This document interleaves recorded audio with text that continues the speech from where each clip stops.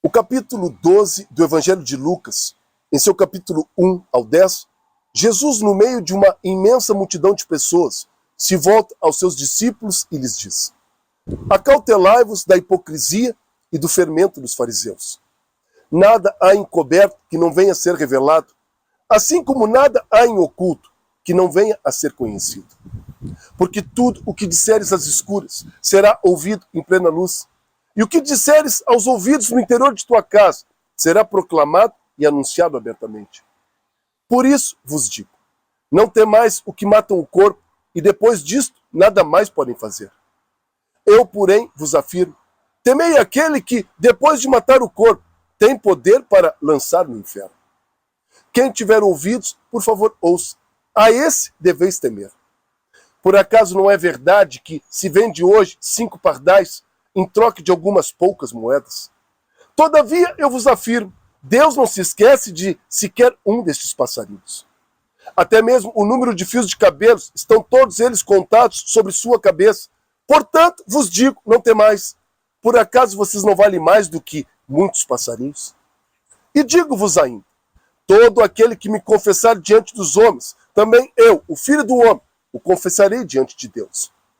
Porém, aquele que me negar diante dos homens, será também negado diante de Deus. Entenda que todo aquele que proferir uma palavra contra o Filho do Homem, isto lhe será perdoado. Mas aquele que blasfemar contra o Espírito Santo, para este não haverá salvação. Evangelho de Lucas, capítulo 12, versículos 1 ao 10. Fique conosco, irmãos.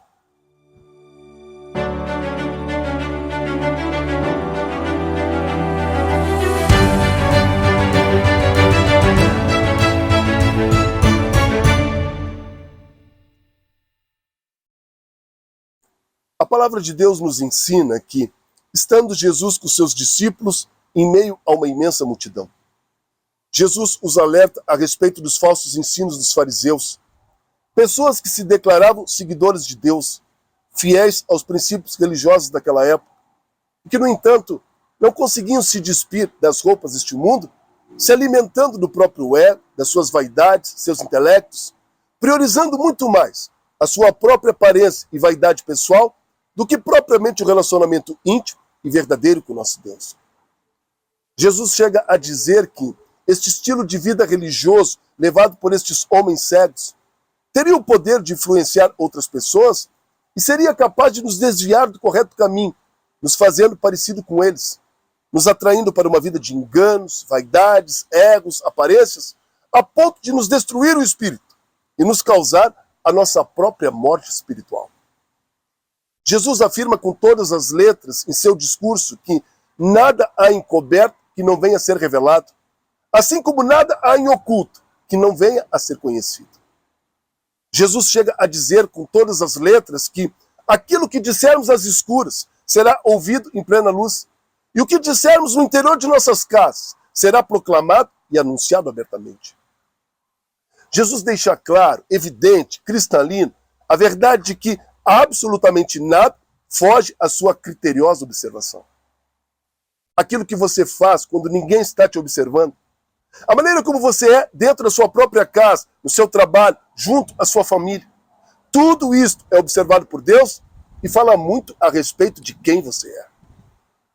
Não tem como nos dissermos impactados por Jesus, confessarmos aos demais que somos seus seguidores, se a maneira como tratamos a nossa esposa, os nossos filhos, a maneira como nos portamos no trabalho ou quando ninguém está por perto, se demonstra imatura, egoísta, vaidosa, vivendo de aparências em redes sociais e atraindo para si, para sua vida, sua família, seus filhos, uma vida miserável, mentirosa, que mais traz alegria ao diabo do que propriamente rende louvores ao nosso amado Senhor.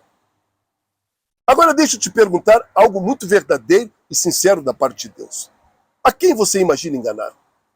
Ou poderia eu reformular a pergunta e te questionar, a quem você tem dado ouvidos neste tempo? Observe. Jesus, quando alerta os seus discípulos, ele os alerta a respeito dos enganos e mentiras daquelas pessoas que, se dizendo de Deus, eram mentirosas, falsas, cegas, imaturas e que em nada, absolutamente nada, se pareciam à imagem e semelhança do nosso Senhor.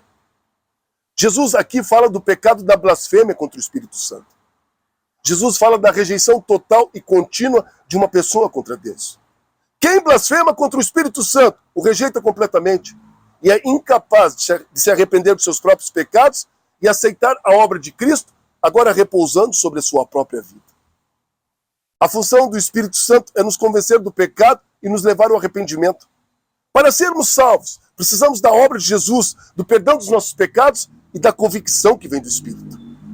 Somos salvos por meio da fé em Jesus, o que significa dizer que, se rejeitamos a obra e o arrependimento que vem dela, então esta nossa blasfêmia, ela insultaria Deus.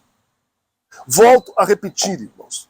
A blasfêmia contra o Espírito Santo é uma rejeição total e contínua contra Deus. O que significa dizer que, se você se sente triste pelo seu pecado e a sua imaturidade espiritual ainda te traz alerta com relação ao Espírito, então você ainda não pecou contra o Espírito Santo e ainda resta esperança sobre você. Jesus te diz por meio deste vídeo hoje: eis que estou à porta e bato.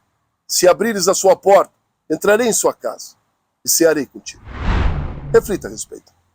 Um grande abraço, um abençoado final de semana e lembre-se, a porta da graça, por pura misericórdia do nosso amado Jesus, ainda está aberta, irmãos. Deus os abençoe poderosamente.